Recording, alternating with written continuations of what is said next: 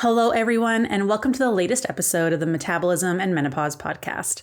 My name is Stephanie, and I am your host and CEO of Vitality OET. We are a women's nutrition, health, and fitness company that focuses predominantly on women's hormones, particularly as they start going through perimenopause and onwards. We know that you start experiencing so many changes in this time of your life. Whether it be hot flashes, night sweats, irritability, brain fog, or that weight gain around the middle that seems to have come out of absolutely nowhere despite you not changing anything. So you go back to those tried and true methods of cutting calories, cutting carbs, doing a bunch of cardio, yet nothing seems to be working. You're putting in all this effort and it feels like you're going backwards. But we know now that your body is inherently different than when you had these hormonal changes. So our mission here at Vitality is to really help you understand how your body changes in this time of your life so you can reach those health and fitness goals, live a life full of vitality, feel in control and at home in your body again, and really understand how to take care of this new body of yours. So today, what I want to talk about is the 7 major steps to transform your body to go from fat storing mode to fat burning mode, because I know so many women are out there and you feel like you are doing everything right. You are not having tons of treats, you're doing the exercise, like you feel like you're doing all the things, yet your body just seems to store fat, regardless of what you do. So I'm going to talk a little bit about hormones here. I'm going to talk a little bit about cortisol here, and then I'm going to give you an action plan, these steps to take to start getting your body responding again. And this does not mean, I'm going to give this caveat right now, you are not going to lose 30 pounds in 30 days. You're probably not going to lose 30 pounds in 3 months. This is going to take time because really transitioning your body over to a place where it can respond is going to take time, especially if you're someone who has done a lot of dieting attempts, have done a lot of programs, has done a lot of different low calorie and low carb and different kind of diet plans. It's going to take you longer to get your body responding again. So this is also going to be a bit of a patience game. The good news is, though, the best time to start working on this stuff is summertime, because you can actually enjoy yourself at the same time, which is amazing, okay? So let's talk first about what the heck happens during perimenopause and menopause. So what happens is we are born with all the follicles on our ovaries that are going to help produce the hormones that we need, the progesterone, the estrogen, the testosterone. When we're having a regular cycle and we are ovulating, our body is able to produce progesterone. We need to ovulate in order for that to happen. And as we pass our reproductive prime, these follicles start to die off. We aren't getting the same levels of our hormone production. We are going to see that we aren't ovulating anymore. Our periods become more sporadic, or they'll be longer or shorter or heavier or lighter than they ever used to be. Okay, so when this happens, a ton of things happen in our body. I did a whole podcast on progesterone on its own. I did a whole podcast on estrogen on its own.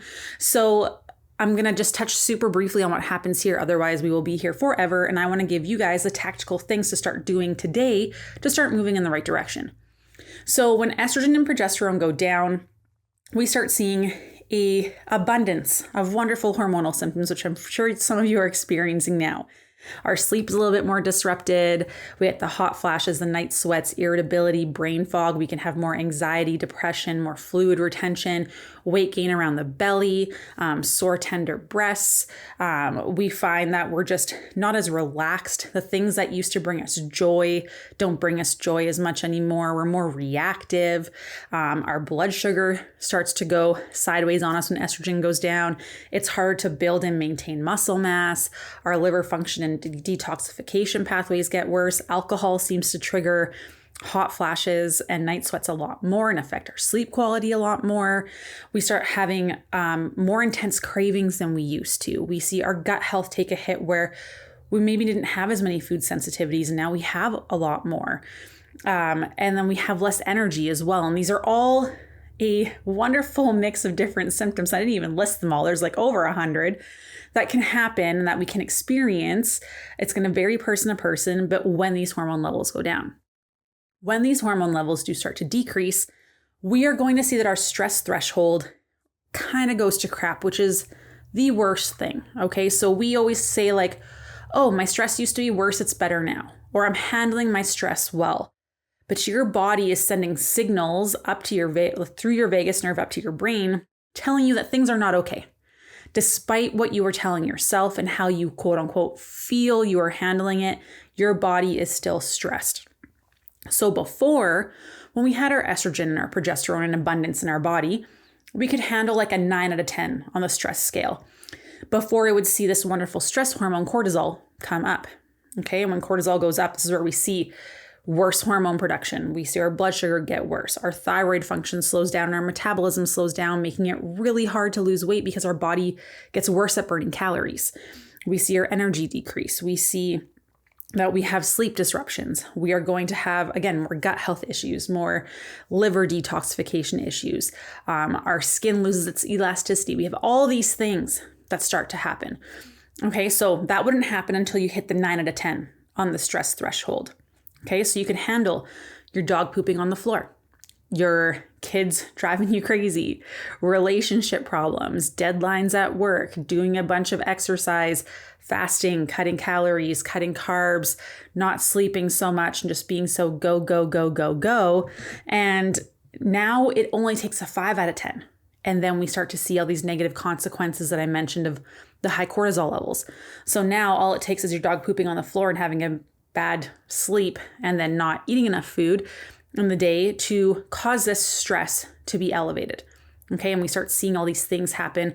And this is all because of the estrogen and progesterone changes in your body. And again, you might be like, I didn't change anything.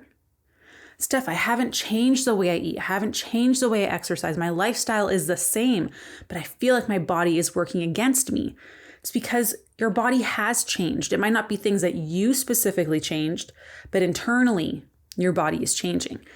So now the way we have to address things is differently because it doesn't take as much for our body to have this stress response and send the signal to our brain that, hey, we are not okay. And you get stuck in that fight or flight mode and your body holds on to fat. Whereas like, even if you think that you're handling it well, you're still getting those signals from your body. And your body is smart. You cannot trick it. So we need to actually work with your body instead of against your body. So when our cortisol is really high, we have all those negative things that happen. And all of those things are going to influence your metabolism. So how good is your body at burning calories? Okay, so if you're not eating enough food and you're not sleeping and we're just constantly go, go, go, and we're stressed out and cutting carbs and fasting and coffee on an empty stomach and all of these things, our body is just constantly stuck in fight or flight, constantly thinking, are we fighting a bear? Are we running away from a bear? We see more bloating that gets worse throughout the day. That's a cortisol stress bloat. We are going to see that you just are more reactive and like you're just not going to feel good. Your body's just stuck in defense mode in this fight or flight. So then your body is not focused on losing fat. It's actually focusing on survival, which causes your body to want to store onto fat. Then we add in that you've probably done multiple diets, right? So your maintenance used to be, let's say 2,000 calories, but then you were eating at 1,800 calories to lose weight. You were losing weight. So then your metabolism eventually through all these internal systems, your thyroid, your hormones, all these things, your body gets worse at burning calories, right? So then it's like, oh, we need to match calories in, calories out, regardless of how little you're eating and how active you are. This is how our body works. So then you have these hormonal changes and all these things that happen internally. Now your maintenance is 1,800 and you're like, dang, I really want to lose weight. So then you go down to 1,600 and you keep going down and down and down and your metabolism, your maintenance calories go down with it. So then and then you go back to eating quote unquote normal, right? So you go back to eating your 2,000 calories or whatever it may be. And then of course you have weight gain because you have your maintenance is now at 1,400 calories and you jumped up so quickly that now you're going to see some weight gain. We want to increase slowly so your body gets used to the calories in, calories out, adjusting all its internal systems so that it's burning the same amount of calories as you're eating to avoid that weight gain on the way up. But nobody teaches you this, right? No one's taught you how to come out of a diet appropriately. Otherwise, you wouldn't keep coming back. So you go through that whole process. So you're starting with your metabolism in a very slow place. You have all these hormonal imbalances because those are going to make your metabolism slower. all of a sudden now you hit perimenopause and menopause, and now your hormone production is even lower, so it tanks very quickly. And you're in this very vulnerable state. And let's face it, our life isn't getting any less stressful, right? And we can't get rid of stress all the time, right? There's certain things we cannot remove from our life. So we need to learn how to buffer that through nutrition because our hormones aren't there to do it anymore. So this is what we really need to focus on, because you're so stuck in this fat storing defense mode from the chronic dieting and the stress that we're experiencing in everyday life. And then your hormones tanking, that your body is not in a place where it's going to respond to fat loss because it is too stressed out, despite what you're telling yourself. So we need to move you into a fat burning mode so your body feels safer so that you can lose weight. And again, this isn't a quick process.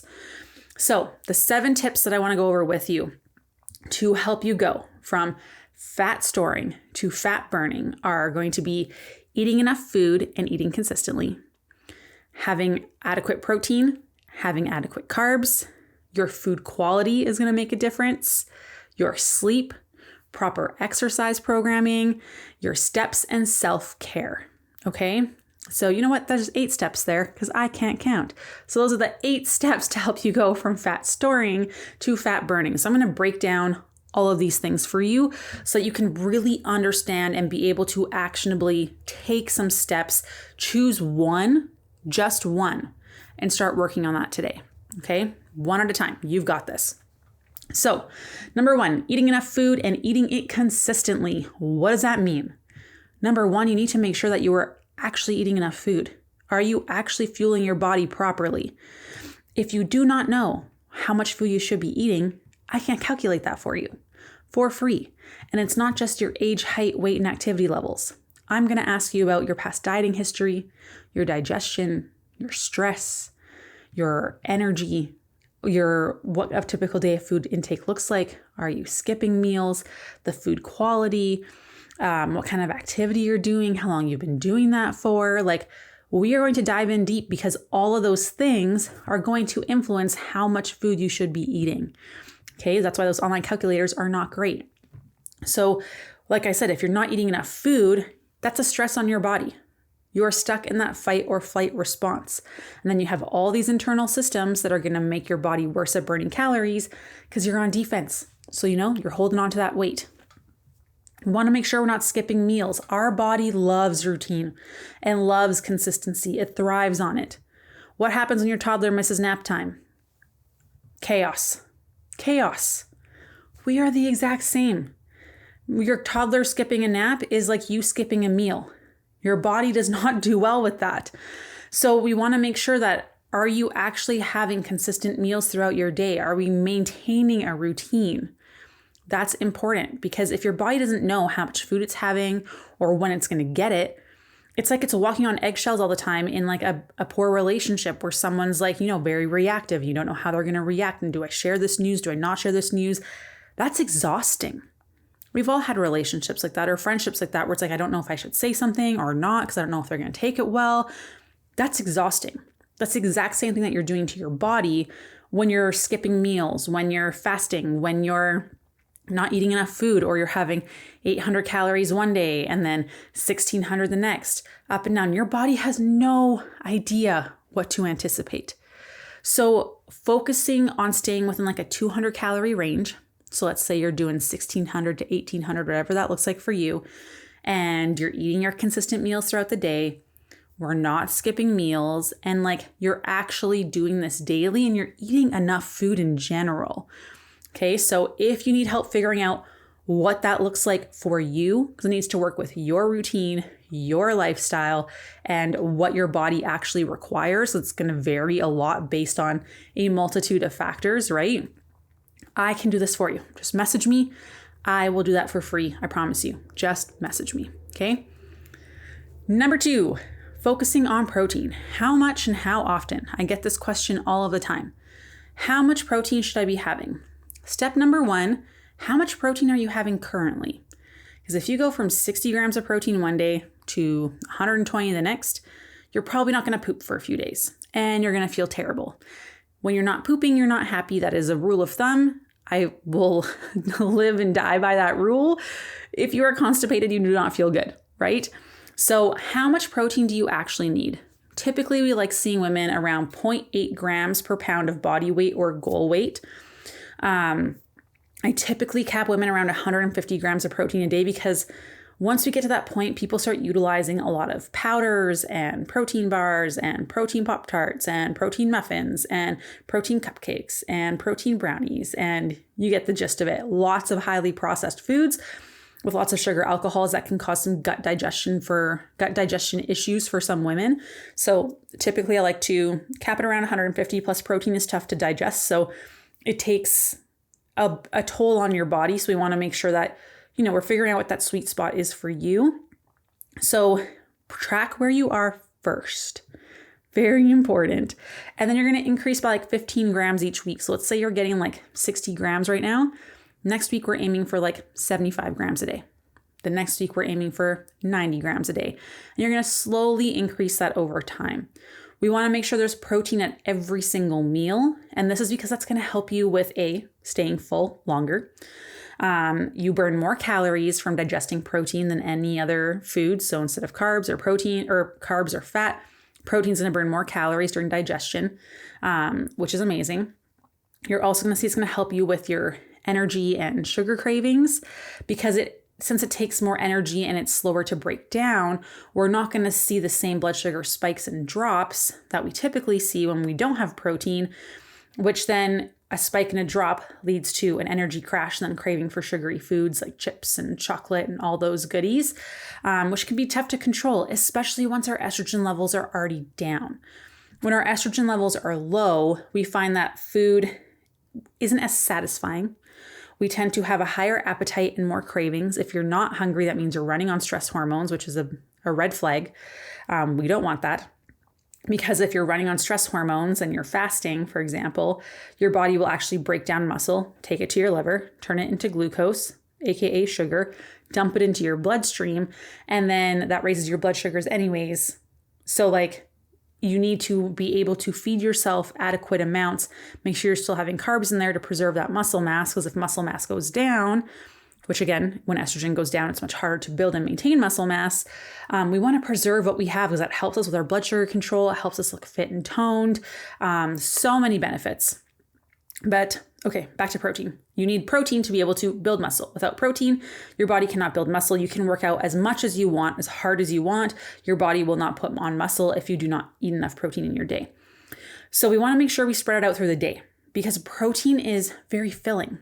Okay, because it is slower to break down and it stabilizes their blood sugars. So eating a lot of protein is filling. If you're skipping breakfast, trying to get all your protein needs in 2 meals and a snack is a lot.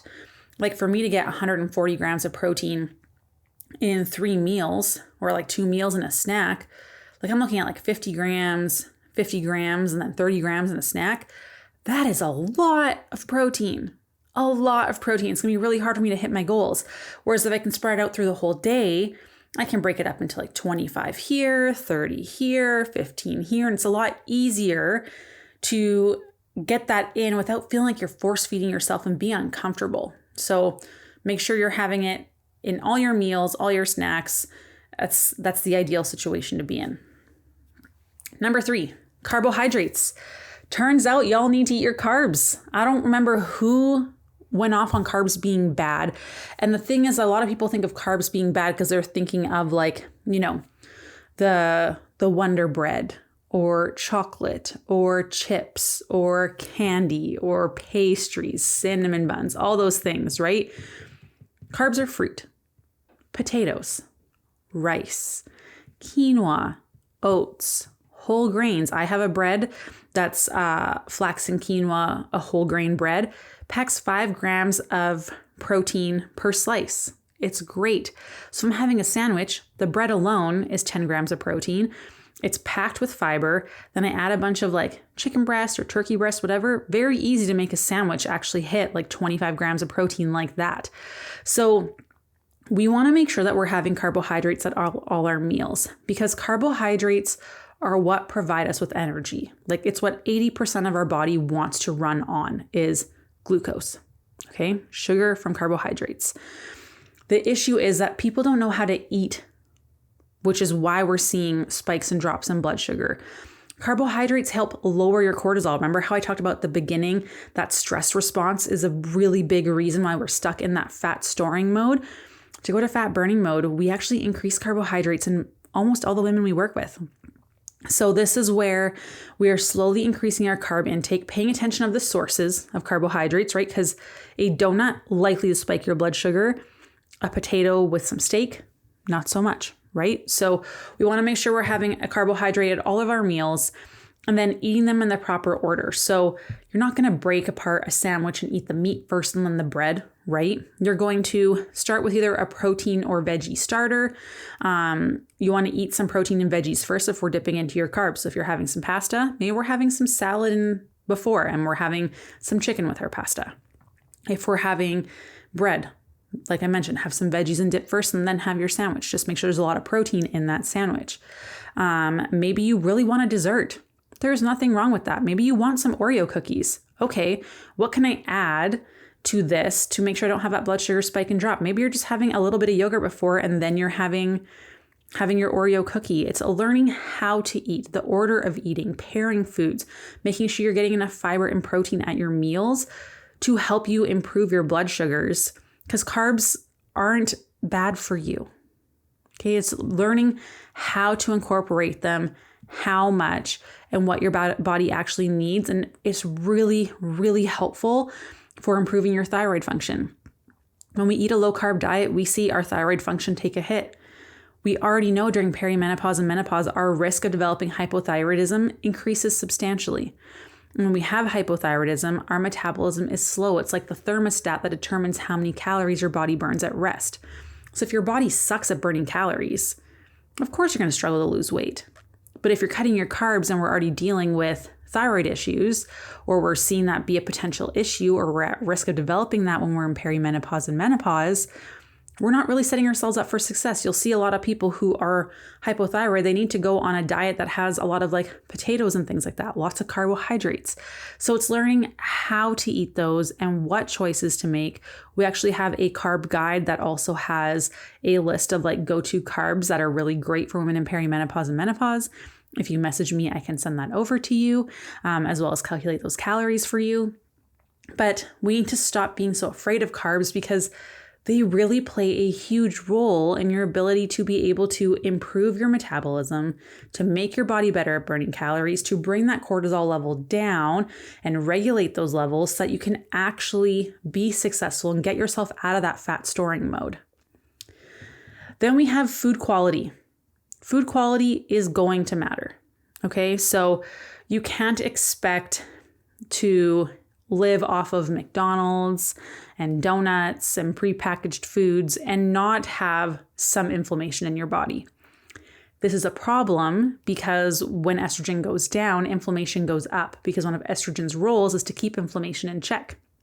So this is why we start seeing a lot of women seeing higher inflammatory markers during perimenopause and menopause. So we have to be a little bit more mindful of our food quality choices.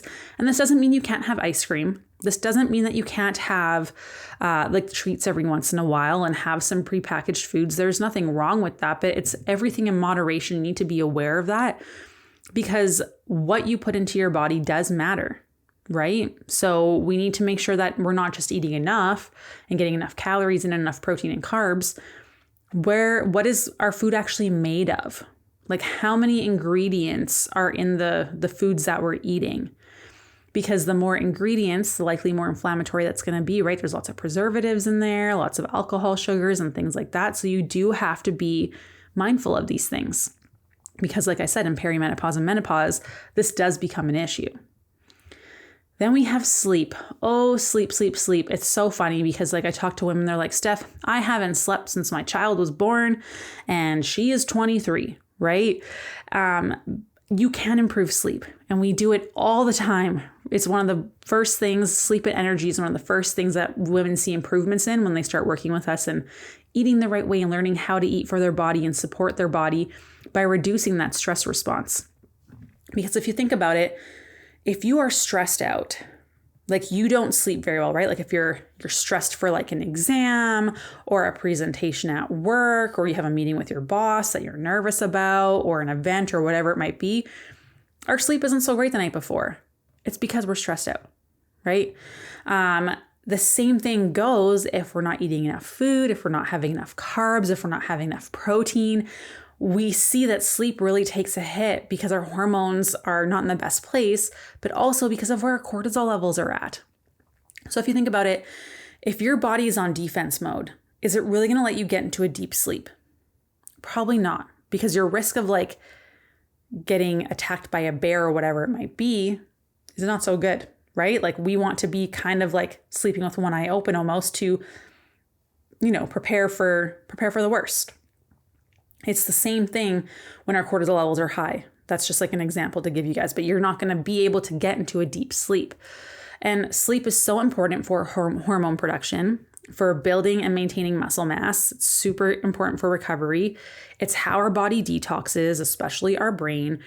It's how we regulate our cortisol levels. But if we don't sleep well, we also have more energy crashes and cravings the next day, right? So for me, I know, and I've done this because I used to have a Fitbit and I used to track my sleep. And for me, if I got less than 6.5 hours of sleep, I would eat on average 500 calories more. And it wasn't like healthy whole foods. I was looking for the chips, the chocolate, anything to give me a hit of energy because like my body was tired. But I didn't make that connection until I started tracking things. So for me, I know that I need to get 7 hours plus of sleep. Otherwise, I'm going to eat anything I can get my hands on. Like insane amounts, okay? So it's important to understand how that's going to influence our body. And then if you're already not sleeping well and you're fasting, then you're not eating until noon, your body is just stuck in this fight or flight forever. And then of course you can't control your cravings later in the day because your body has been running on fumes and stress for so long that as soon as you get that taste of something, you have uncontrolled like feelings around it because you are not setting yourself up for success. Your body's like, we need to take all this in because we don't know when we're going to eat again. And that was really stressful. We need to recover. And usually when we're in that position, the choices that we're making food-wise usually aren't the best, right? So prioritizing sleep is important, and ways that you can improve this is eating enough food, eating enough calories, getting enough protein and carbs in, but actually having a bedtime snack can be amazing. And I know that there's like this myth that, if you eat past 7 p.m., 8 p.m., magically you're going to turn into a pumpkin, and any calories that touch your lips after that point is going to turn into fat. No, that's not how this works, right? So understanding what a bedtime snack can actually help with. So if you're having a bedtime snack that has some carbohydrates in it that are slow digesting and you're pairing it with protein or fat, can make a huge difference for your sleep. And the reason is this. The carbohydrates are going to help you bring those cortisol levels down, because carbs go up, cortisol goes down. That's how that relationship goes. So that's step number one. Amazing. When cortisol comes down, melatonin, our sleepy hormone, goes up. So now it's easier to fall asleep. But we need to make sure we're pairing that carb with a protein or a fat to help stabilize our blood sugars through the night so that we don't have a blood sugar drop at nighttime, which causes cortisol to spike and then you to wake up. And we already know that we're more sensitive to stress, right? Our body is already struggling with blood sugars when estrogen goes down. So we need to be very mindful of what are we putting in our body before bed. Chips, you're going to have a blood sugar spike and drop. Chocolate, ice cream, right? All the little treats we usually want to have. Try having some high protein Greek yogurt with a little bit of granola. Try having some whole grain toast with a slice of peanut butter. Having those protein balls that have like the oats and the nut butters and the seeds. Those are also very great. You can have oatmeal with protein powder or like the Fairlife protein drink in it, right? That's a really good one. That's like a go-to for most of our clients. There are so many options like popcorn and a turkey pepperoni stick. A carb that has a little bit more fiber to it, paired with a protein or fat, again, brings cortisol levels down before nighttime. Doesn't have to be a big meal. And then it's going to stabilize your blood sugars through the night to help you sleep longer and better quality. Then you're not having energy crashes and cravings during the day. And when we're not having energy crashes and cravings, it's a lot easier to make better food choices. So this is a really big one to help you go from fat storing to fat burning, is that you're recovering your body so it's not on defense, doesn't feel like it needs to hold on to fat anymore. The next one is resistance training. This is one of the best things that you can do. We strongly recommend all women in perimenopause and menopause are doing resistance training 2 to 3 days a week. What does this look like? It's not Orange Theory. It's not a boot camp. It's not a HIIT class. It's not cardio. It's not spin, even though there's a weight track in it. It is taking the time to actually get stronger at specific movements. So in a 6-week span, your workout program looks the same for 2 to 3 days. 2 to 3 days a week, your program is the same for 6 weeks. And each week you are trying to get stronger, whether that's lifting the weight more slowly, whether that's lifting heavier weights, whether that's pausing at the bottom, really squeezing and feeling the tension in your muscles, feeling everything more. We are focused on getting stronger every single week. And then after that, like 4 to 6 weeks, then we switch up our training exercises just a little bit. The basics are still going to be in there. Good programs are always going to have a squat, a lunge, a deadlift, pushing and pulling motions for upper body. There's going to be staples. There's not going to be crazy tons of variety. We change it up by like maybe going from 1 leg to 2 legs to using different machines, but all the movements are going to stay relatively the same. And then you're going to do your squats, let's say 6 to 8 repetitions. If you can do more than 10, that's your sign that you need to either slow down the movement, pause more, or go heavier. That's how we're getting stronger. And then you're going to sit. You're going to sit and take 1.5 minutes to like 2.5 minute break of just sitting, which is probably the hardest part for women. We are so used to being go, go, go. And if we're not doing stuff, we feel like we're not productive. But that recovery time is huge because we need to send the appropriate signal to our body that, hey, for some reason, Steph keeps trying to, pick up this dumbbell and do a bicep curl every week. She's lifting heavier. We need to do something to make sure that we are actually able to do the things that she is demanding of the body. So your body is always responding to the signals and stimulus that you are sending it. So your workout needs to send the signal of, hey, we need to build and preserve muscle mass. And the way you do that is through resistance training. And during perimenopause and menopause, when estrogen goes down, our muscle building signal capabilities decrease because estrogen is a hormone that helps build. So when that goes down, it's a lot harder to build and maintain muscle. So we have to be even more strategic and intentional with our workouts and what we're trying to achieve. It's also important to build and maintain muscle mass because our blood sugar gets worse when estrogen goes down. The more muscle we have, the more insulin sensitive we are. So we are able to control our blood sugar so much better. Plus all the other benefits that come with resistance training, like looking fit and toned. When you lose weight, you actually have something to show underneath of it.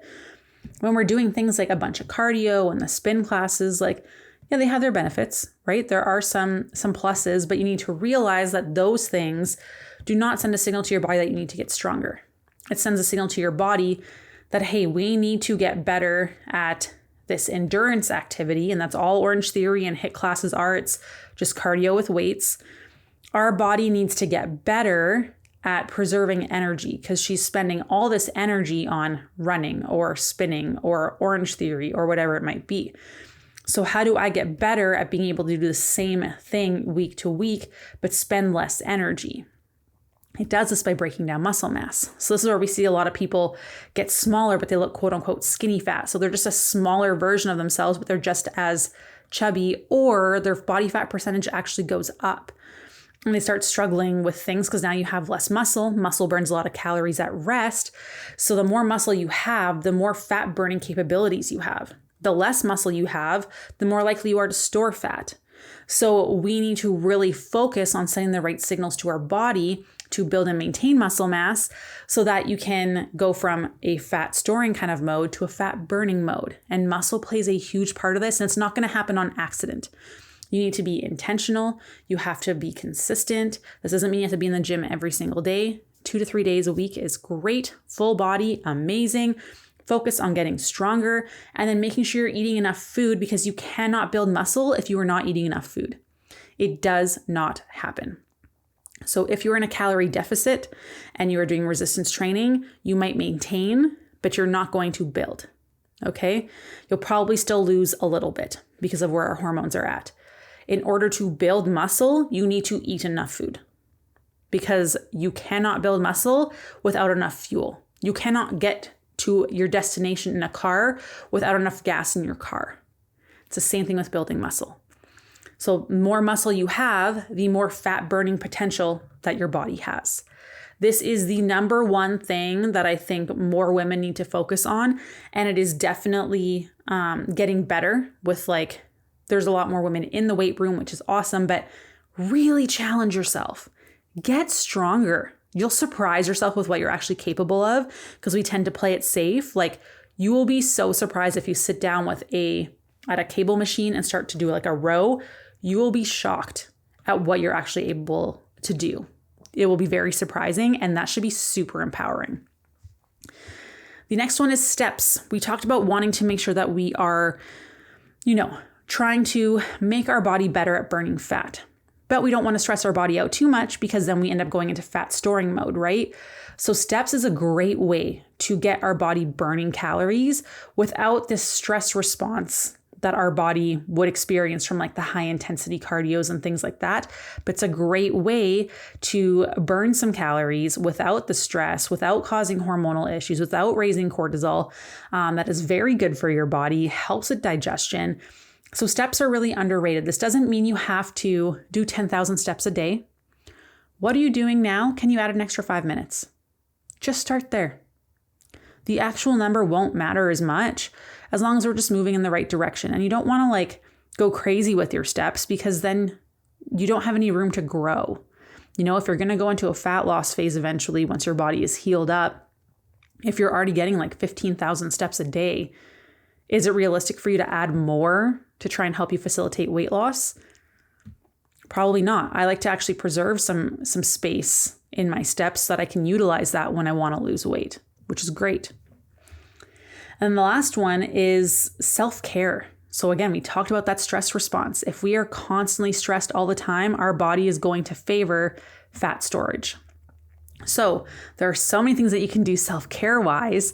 We actually talked a whole bunch about this on a webinar I did with Coach Chelsea in our Facebook group. So you can go check that out, all about the vagus nerve, which is all about improving our body's ability to go into that rest and digest, to do the self-care.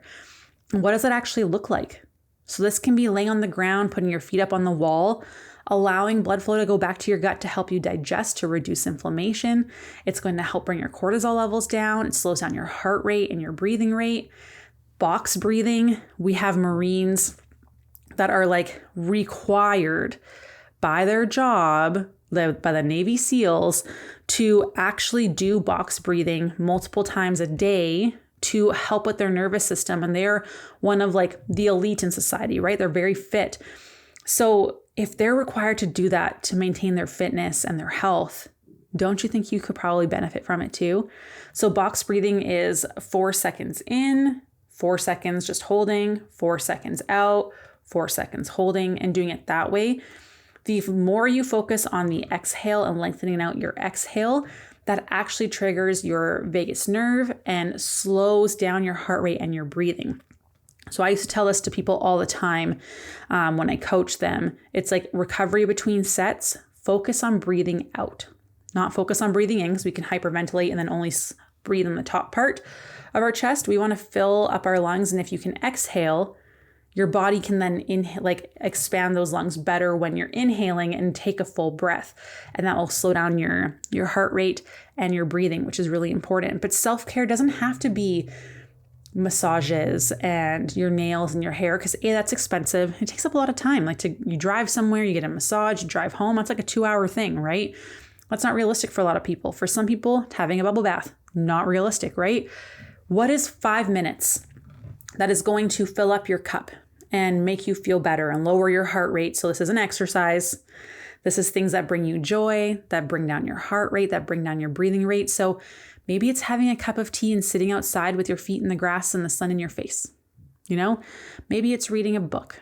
Maybe it's journaling and doing gratitude. Maybe it's listening to music. Maybe it's listening to a podcast. Maybe it is doing some sort of writing or a crossword puzzle or Sudoku or a word search or adult coloring books. That's something my mom used to do all the time. It can be knitting. It can be crocheting. It can be just like reading with your kids and spending time with your family. Maybe it's baking. Whatever really brings you joy and fills up your cup while keeping your heart rate low and your breathing rate low. We talked about like humming is a very good way to stimulate that vagus nerve to help slow down your heart rate and breathing rate and bring those cortisol levels down. So this is like, you could do your feet up while listening to some music and humming. Like that can be so good for you. So it doesn't have to be this thing that takes up all this time. Because a lot of people, we talk about self-care and they panic, they don't have time, and they get stressed out about de-stressing, right? It can be super simple. It doesn't have to be super complicated. What brings you joy and makes you feel relaxed?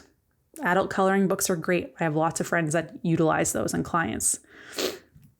There's a couple other things that I want to touch on here too, because people are so focused on feeling like they have to be perfect in order to achieve this like fat burning mode. And that's not the case. We're looking at 80% like on track, 20% having some leniency and flexibility. So if you have 30 days in a month, that's 24 days where you like crush it. That gives you 6 days that you can have some flexibility.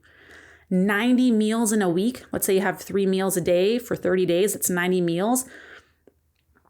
20% gives you 18 meals that can be a little bit off. So maybe that's the day you have a dessert, or maybe you have an appetizer, or maybe you didn't have veggies, or you didn't have as much protein. So you can have a little bit of flexibility and not like hit things perfectly, right? You have some flexibility. Like we think 80%, 20%, and people like are still like, oh, that's so restrictive. 18 meals that can have a little bit off, right? So like you have like your solid meal and then you have ice cream after. Awesome. That's one of your 18. So being realistic with that, if you're working out 3 days a week, 3 days a week for 4 weeks, that's 12 workouts. You have 2 workouts that might not be quote unquote your best. You didn't like push yourself as hard, or maybe you only did part of the workout, or maybe you ended up just walking that day because like whatever came up. That's okay. You have flexibility. When we look at the 80-20 rule, realistically, it doesn't have to be crazy. However, if we're off 20% on meals and workouts and sleep and self-care, that's where things can really like snowball, right? So focus on one thing at a time, get as consistent as you can with it, and then we move on to the next thing. So tangibly, how can you apply all 8 of those areas that I talked about today, right? So the 8 things to go from fat storing to fat burning are eating enough food and eating it consistently, getting enough protein, getting enough carbs, focusing on your food quality, improving your sleep, resistance training, getting your steps in, and really focusing on that self-care. So step 1 should be, where should your nutrition goals be, right? How many calories do I need? How much protein do I need? What does my meal structure kind of look like? What is nutritionally, what does that look like, right? How often, how long, all those tidbits. Message me and I will help you figure that out for free. Okay, step 1, easy, for free. I do it for you so you don't have to think. I give you exactly what you need. Okay. Number 2, make a list and choose which of the following you want to commit to first. Okay. And then we'll put that in. You can do a habit tracker. You can write it down on a graph or on your calendar and check off each day that you do it. But maybe it's in a notebook or whatever that might be. But you want to be able to visually track your progress. So you're not like, I feel like I'm doing better. Are you or are you not? And I just want you to pick one to start. Start super simple. Do not overstress yourself more than you need to. Okay, so we figured our nutrition piece. What is the thing that you're really going to focus on? Is it having protein at every single meal or hitting that total protein goal in a day? Is it having carbs at every single meal? Is it food quality that you need to pay attention to? So having 80% whole foods. Is it having a better sleep routine, whether that's a bedtime snack or a routine before bed or whatever that looks like, being in bed for a certain amount of time, right? Being in bed for at least 8 hours. Is it getting consistency in your workouts? Is it your steps? Is it your self-care? What is the thing you want to focus on first? So we've got the nutrition piece that we're working on, right? I would say self-care. Let's do that. Self-care or workouts. 5 minutes a day of every day of box breathing or coloring or crocheting or knitting, whatever that looks like for you, right? And then maybe I'm just going to get one workout in a week. That's it. Start small, and then we can build up from that. Because if you try to do everything at once and you're not doing any one thing super well, it can feel overwhelming, and then you feel like a failure and you just want to quit. And we don't want that. We want this to be realistic, long-term, simple. This is how you're going to go from fat storing to fat burning. Okay? And I know it sounds simple, but simple does not mean easy, right? We need to master this before we even look at the more nuanced things of certain nutrient timings, or, you want to do this fancy thing or that fancy thing, or doing your carb cycling, calorie cycling, all that stuff.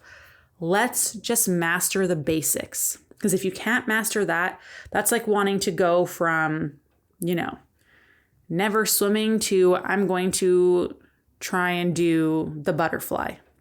That doesn't work, right? There are steps that need to happen, right? So we need to focus first and foremost of setting your body up for success, to stabilize those hormones, improve that hormonal balance between all your hormones, to improve those cortisol levels so they're where we actually want them, and focus on being able to build muscle. Because if you don't do those things, building muscle is really hard. Okay, and that will help you achieve your goals. That will help you go from fat storing to fat burning, but it takes time. And until you can work on this consistently and commit to it and actually say, hey, I am going to focus on doing this for this amount of time and do it daily, you're probably going to continue to struggle. But we're all looking for this fancy fix or these crazy nuanced things, or there must be better, or a pill that I can take, or whatever. But if you can't master these things, those other things would never work anyways, because you've already done them and they didn't work, or you lost the weight and then you gained it back. And is that what you wanted? No. So how can we set up your body to go from fat storing to fat burning to being able to lose weight and then actually learn how to keep it off? This is important, and it's not going to happen overnight. It's not going to happen in a few weeks. It's not going to happen in a couple months. It's going to take time. So setting realistic expectations for yourself is also really important. So again, if you want those calories and nutrition calculated, message me on Facebook, on Instagram, on email. And even if I don't respond right away, I will always respond. It just takes me some time, but I will always, always, always help you in whatever capacity I can. So please take advantage of that. And then we'll move forward from there. But I am always, always here for help. If you wanted that carb guide, like I mentioned, message me as well, and I'm happy to send that over. Please share this with all your friends who are struggling with that transition of how to go from fat burning or from fat storing to fat burning. I'm always happy to help. Please share this with all the women in your life. Love you so much, and I hope to hear from you soon. Bye.